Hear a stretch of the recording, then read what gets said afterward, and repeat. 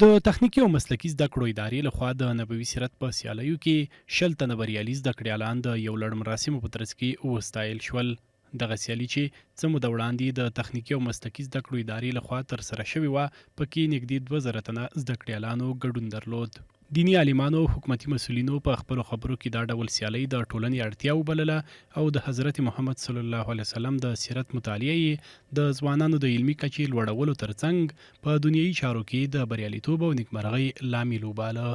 از نظر علمی نه تنها از نظر معنوی و اخلاق بلکه از نظر مدیریتی، فرهنگی، حتی علمی این مسابقات بسیار حائز اهمیت است. یوازې علمی پوهه او معلومات دا کافی نه دي، دا ناجی نه دي، دا نجات نشي ورکولی. راځئ چې دا مسابقه په عمل کې اختیار کړو.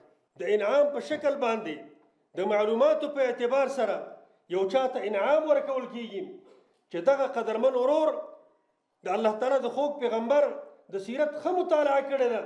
د ازموینې بریالي ځوانان وایي په دومره لویه کچه د نبوي سیرت سیالۍ کې ګډون د دې لامل کیږي چې ځوانان مو د حضرت محمد صلی الله علیه وسلم د سیرت سره اشنا او د ژوند په ټولو چارو کې د هغه صلی الله علیه وسلم پیروي وکړي. په ځوانانو باندې په ټولنه باندې مثبت تاثیر لري. د رسول الله صلی الله علیه وسلم د کړو وړو غزاواتو سره یو د هغو د عملونو په هکله مسلمانانو او ځوانانو ته معلومات ورکول کیږي. یکی از فایده های این امتحانات به بیشتر از این است که باید سیره نبوت یا سیره رسول الله صلی الله علیه وسلم با او با آشنا شویم.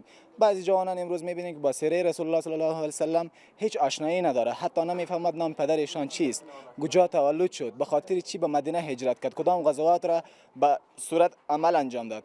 د یادونې وړ ده چې تر دې وړاندې هم په مرکز او ولایتونو کې د بیلابیلو ادارو له لوري د نبوي سیرت دا ډول سیالۍ ترسره شوي چې په ټولنه کې د مطالعې فرهنګ دودولو او د علمي کچې لوړولو برخه کې اغیزمن تمام شوي.